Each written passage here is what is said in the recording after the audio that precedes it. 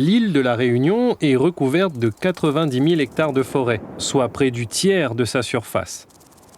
Entre 1450 et 1730 mètres d'altitude, la forêt de Notre-Dame-de-la-Paix fait partie d'un vaste massif forestier qui s'étend entre les communes de Saint-Pierre et de Saint-Joseph. Elle se situe en bordure de la vallée de la rivière des Remparts, dans les hauts de la commune du Tampon.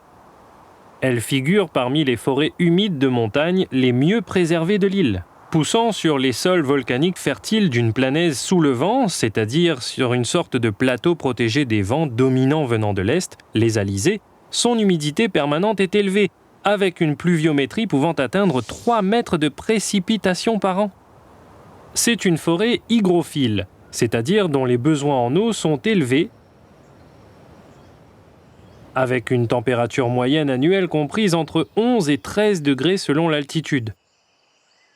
La forêt de Notre-Dame-de-la-Paix est un refuge de biodiversité qui abrite une faune et une flore d'une richesse exceptionnelle, typique des forêts tropicales, dont de nombreuses espèces endémiques, qui n'existent naturellement qu'à l'île de la Réunion.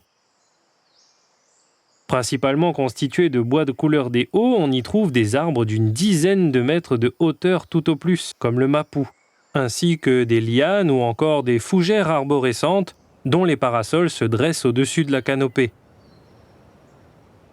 Les arbres y sont souvent tortueux, ramifiés, voire couchés par les vents et couverts d'une abondante flore d'épiphytes, espèces poussant sur d'autres végétaux plutôt que sur le sol.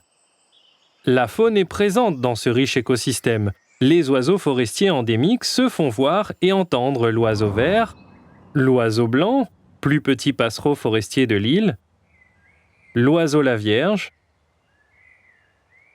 et le merle pays, au plumage gris-noir. Les insectes sont plus discrets. Papillons, araignées, coléoptères et fourmis sont présents et participent à la vie de la forêt.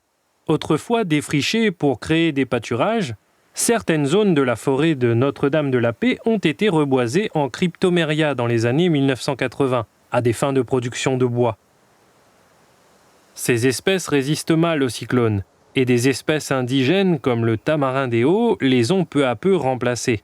Ces espèces ont été plantées dans le but de restaurer et recréer la continuité écologique avec la forêt primaire.